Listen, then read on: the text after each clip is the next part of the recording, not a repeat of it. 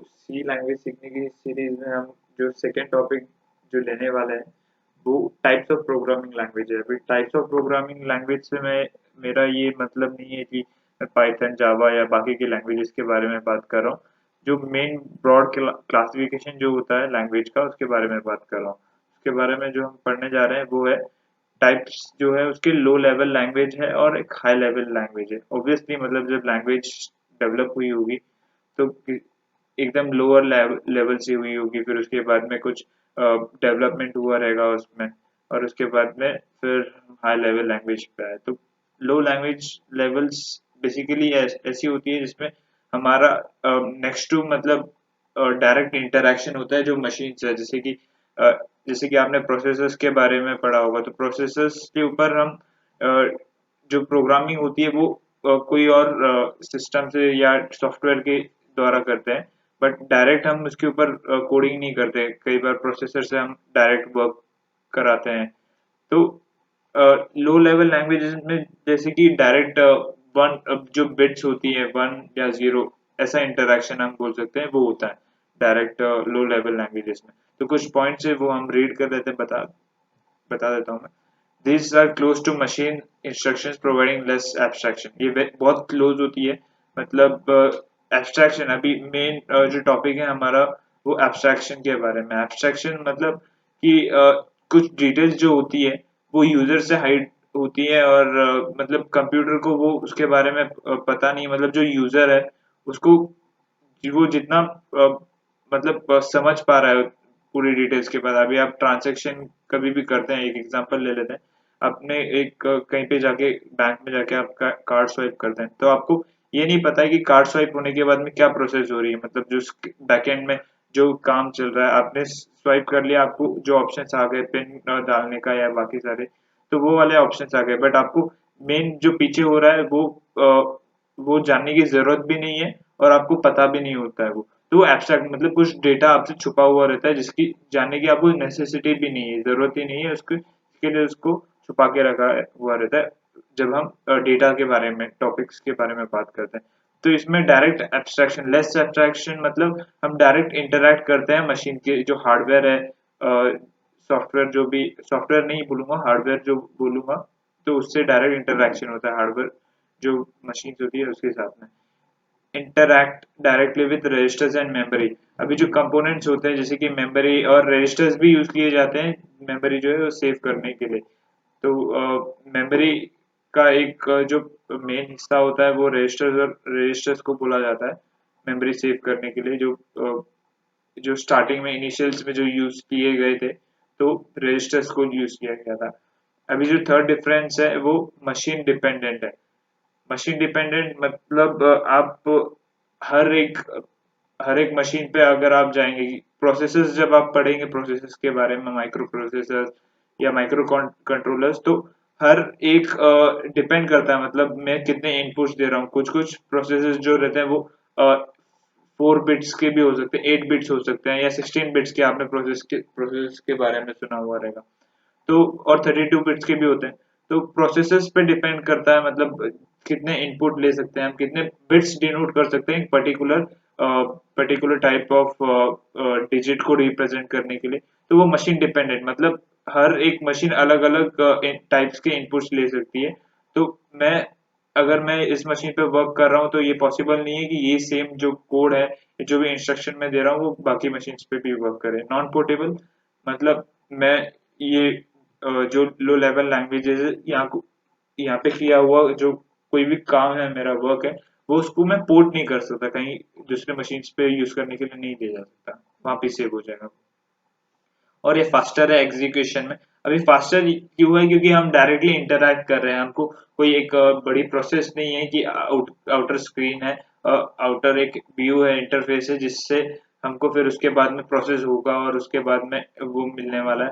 ये directly interact होंगे, directly interaction होता है। बट फास्टर इन एग्जीक्यूशन से ये भी मतलब नहीं कि काफी फास्ट होते हैं।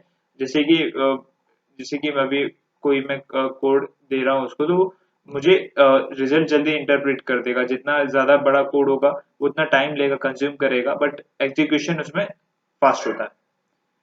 देन जो सब वैल्यूज आती है, जो सब लैंग्वेजेस आती है इसमें, लो लेवल लैंग्वेज इसमें है, वो मशीन लैंग्वेज है और असेंबली लैंग्वेज है। तो मशीन लैंग्वेज तो बाइनरी लैंग्वेज, डायरेक्ट जो बाइनरी लैंग्वेज या डेसिमल कोड्स है, जो डायरेक्टली हम सीपीयू या हार्डवेयर से डायरेक्ट इंटरैक्शन जो करते हैं, तो उसको मशीन लैंग्वेज बोलते हैं।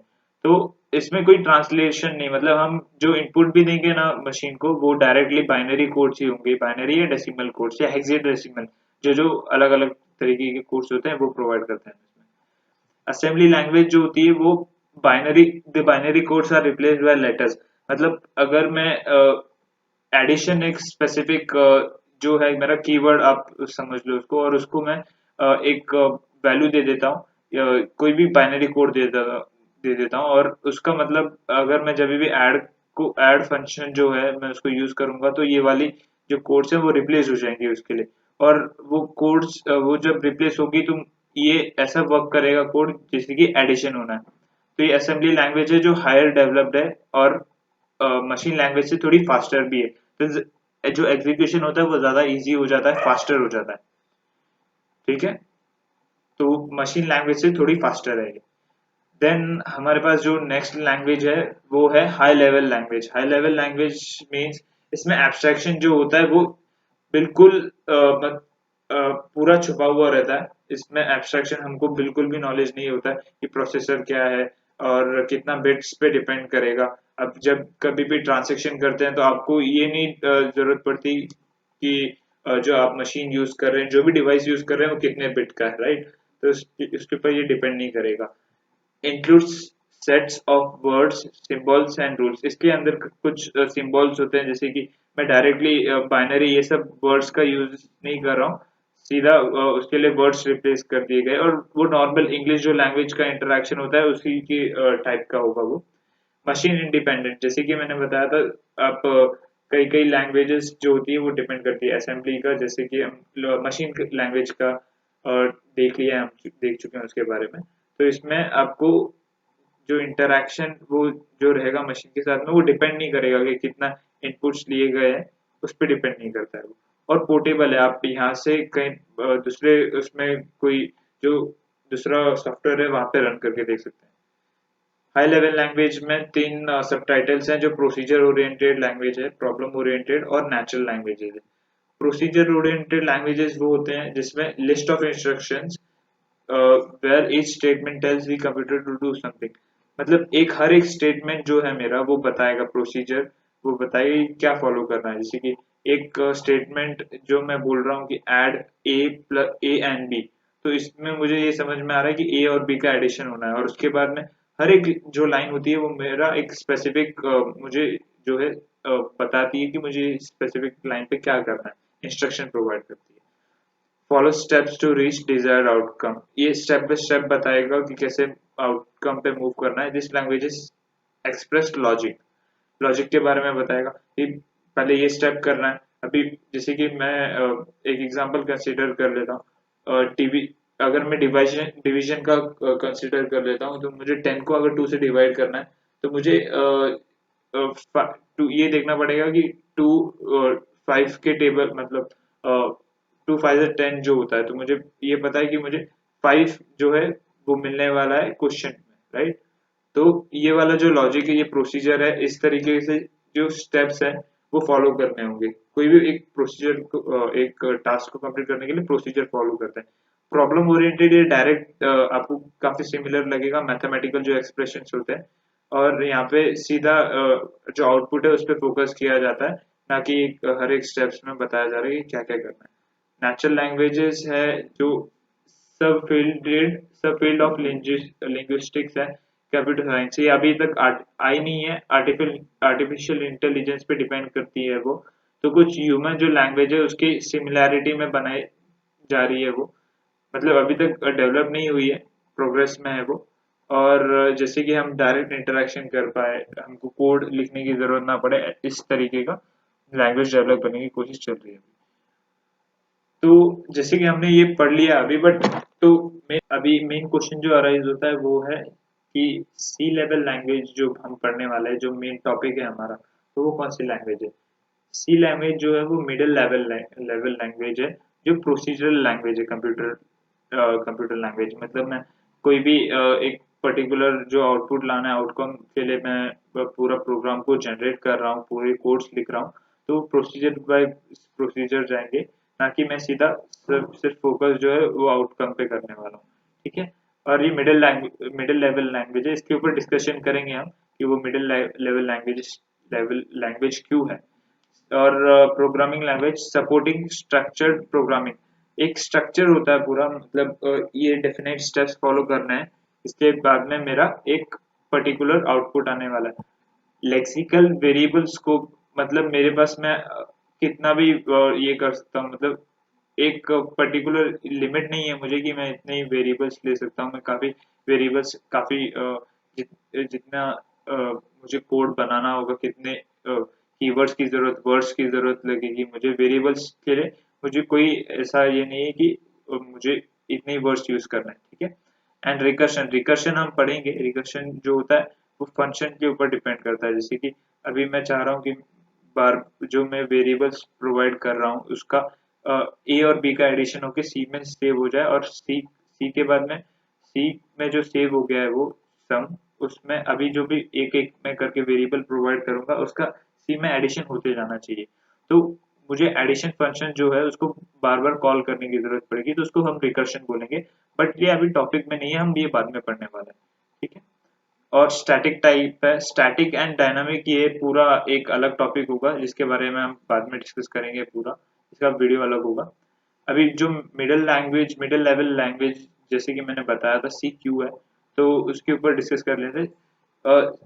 सी मिडिल लेवल लैंग्वेज इसलिए है कि उसकी जो स्पीड है अभी वो हाई, जो लो लेवल लैंग्वेज है उससे काफी अच्छी है। मतलब हाई लेवल जितनी ही है, अब ये जो ओल्डर हाई लेवल लैंग्वेजेस थी उनकी आप बोल सकते हो उनके लेवल की है। और पोर्टेबल होती है ये। सी लैंग्वेजेस में आप कभी भी प्रोग्राम करोगे तो आप देखोगे कि ना पोर्ट कर सकते हैं, आप कहीं पे भी ले जा सकते हैं, इजी होता है, पोर्टेबल होती है लैंग्वेजेस।